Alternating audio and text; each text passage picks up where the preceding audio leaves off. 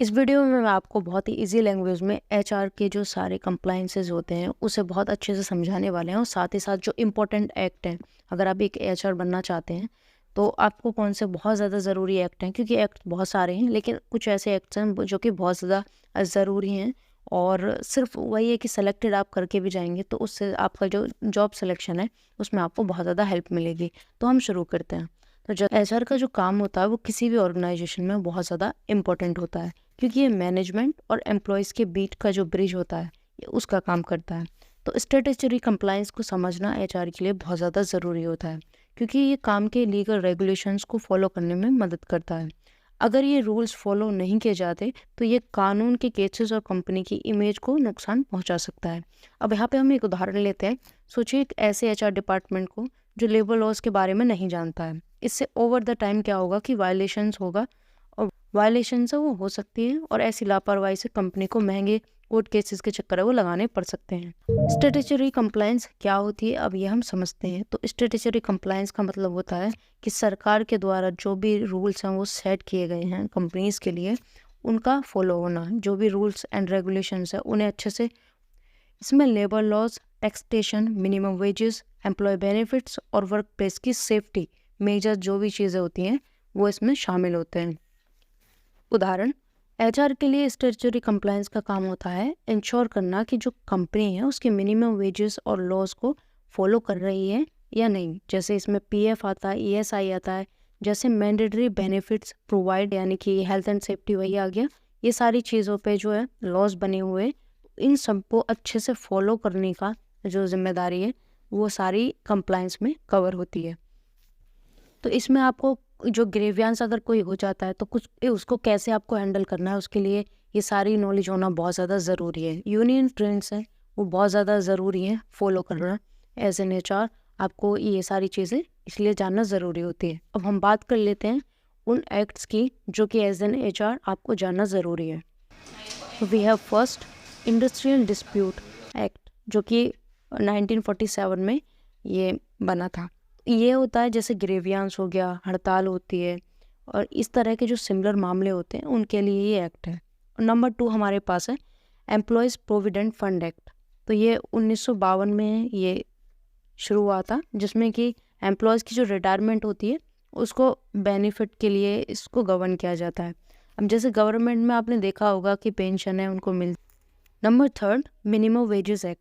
तो इसमें क्या है कि ये एक एक्ट बनाया गया 1948 में, जिसमें कि अलग अलग जॉब की जो कैटेगरीज हैं उनके लिए मिनिमम वेजेस का है वो सेट किया गया कि इतने वेजेस हैं वो देने ही होंगे। तो इस वजह से क्या है कि कई बार है कि बहुत ज़्यादा इश्यूज होते थे, तो इसलिए ऐसी प्रॉब्लम ना आए एम्प्लॉयज़ और लेबर को, इसलिए ये वाला जो मिनिमम वेजेस एक्ट है वो एप्लीकेबल हुआ। अब आता है हमारे पास चौथा और बहुत ज़्यादा इंपॉर्टेंट है पेमेंट एंड ग्रेजुएटी एक्ट 1972। तो ये जो एक्ट है वो रिटायरमेंट पर बेस्ड है। जो रिटायरमेंट होती है तो ग्रेजुएटी के बारे में आपको जो सारी चीज़ें हैं वो फॉलो करनी होती है। उनके बेनिफिट्स के लिए वो प्रोसीजर है वो करना होता है। उसका जो भी प्रोसीजर है वो इन डिटेल है, तो अभी हम यहाँ पे शॉर्ट में जान लेते हैं। अब हमारा नेक्स्ट आता है 5। तो हमारे पास 5th एक्ट है sexual harassment of women act. तो ये 2013 में आया था, जिसमें क्या है कि वर्क प्लेस पे कुछ भी रेड्रेसल, प्रिवेंशन, प्रोविज़न, ये इस तरह की जो चीज़ें हैं वो वीमेंस की सेफ्टी के लिए जो भी मेजर्स चीज़ें हैं वो इसके अंडर है वो आती हैं। नेक्स्ट हमारा फैक्ट्री एक्ट जो कि 1948 में ये लागू हुआ था। तो इसके अंडर के आपके जो भी हेल्थ सेफ्टी के रिलेटेड जो भी सारी चीज़ें होती हैं और बहुत सारे ऐसे एरियाज़ होते हैं जहाँ पे लोगों को, जैसे कि बहुत ज़्यादा ऐसी चीज़ें हैं जैसे कि माइन या कुछ इस तरह की चीज़ें। नंबर 7 है हमारे पास इक्वल रिम्यूनरेशन, यानी कि बराबर काम करने के लिए बराबर वेजेस, यानी कि मेल और फीमेल को दोनों ही अगर उनका काम का लेवल सेम है तो उनको वेजेस भी सेम ही मिलने चाहिए। पहले क्या था, ये 1976 से पहले ऐसा था कि फिर जो फीमेल्स थी, वीमेंस थी, उनको वेजेस है वो कम मिलते थे और मेल को उसके मुकाबले ज़्यादा मिलते थे। अब 8th हमारे पास आता है मैटरनिटी बेनिफिट्स एक्ट जो कि 1961 में, जो कि महिला के लिए है और ये उनको उस चीज़ में हेल्प करने के लिए बनाया गया था। तो अब हमारे पास नेक्स्ट आता है लेबर लॉज 1988। तो इसमें क्या है, एग्जम्पशन फ्रॉम है। तो लेबर लॉज में बेसिकली वही है कि इस्टेब्लिशमेंट लेबर्स के लिए, तो उसमें ये सारी चीज़ें एग्जम्पशन से फ्रॉम फर्नाइजिंग रिटर्न से, ये सारी चीज़ें जो हैं उसके तहत। उसके बाद 10th है हमारा last but not least payment and bonus act, जो कि 1965 में ये बनाया गया था। तो इसमें क्या है कि एम्प्लॉयज़ को जो भी बोनसेस के रूप में पेमेंट है वो सारी चीज़ें गवर्न कर रहा था। यहाँ पे हम एक उदाहरण से इसे समझते हैं।